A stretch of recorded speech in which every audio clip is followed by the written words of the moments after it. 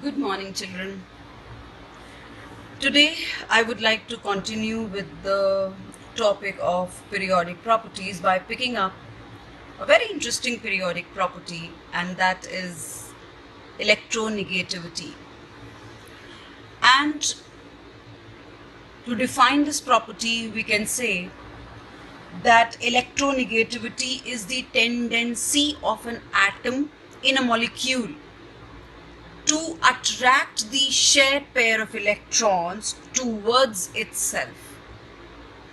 Now, if we think about this definition, there is a very important line which says in a molecule, which means that this is the tendency of an atom but in a molecule, which means that the bonding has already been taken place. Now, when two atoms share electrons, the pair of electron after sharing is known as shared pair of electrons. After the bonding, each atom tries to pull the pair of electron towards itself depending upon its capacity, and that is known as electronegativity. Since electronegativity is a tendency, therefore it is a dimensionless property. It has no unit. And how to measure electronegativity? We do that with the help of other properties like ionization potential, electron affinity, and we have created scales.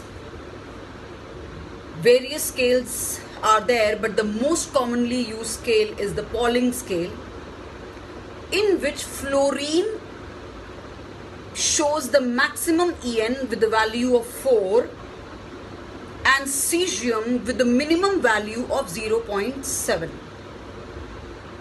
Now let's think, what are the factors? So let me tell you, children, the factors remain the same.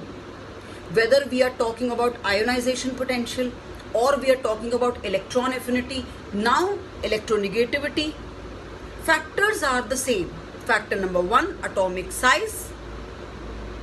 Larger is the atomic size, lesser is the effective nuclear charge. And actually it is the nucleus which is going to attract the electrons. So lesser is the effective nuclear charge, lesser will be the electronegativity. Factor number 2, nuclear charge itself.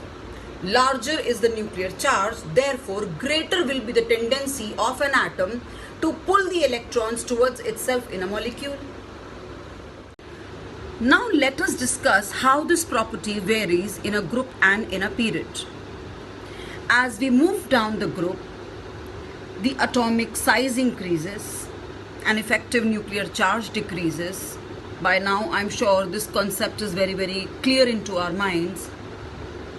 And when the effective nuclear charge is decreasing, obviously the tendency of an atom to attract the electron towards itself gradually decreases, therefore decreasing the electronegativity. Which means in any given group, the first element will have the maximum electronegativity and the last element will have the minimum. Likewise, if we talk about period, then as we move across the period, the atomic size is decreasing, the effective nuclear charge is increasing, and therefore the tendency of an atom to attract the shared pair of electron increases. So the element of alkali metals, which is the first member of any period, will have the minimum En, and the last, let's say second last, that is of halogen series, which are the most non-metallic, very small atomic size, very large effective nuclear charge, will have the maximum electronegativity. So in that case, fluorine, the first member of halogen series, has the maximum electronegativity among all the elements in the periodic table, and cesium has the largest atomic size and the least effective nuclear charge will have the minimum value.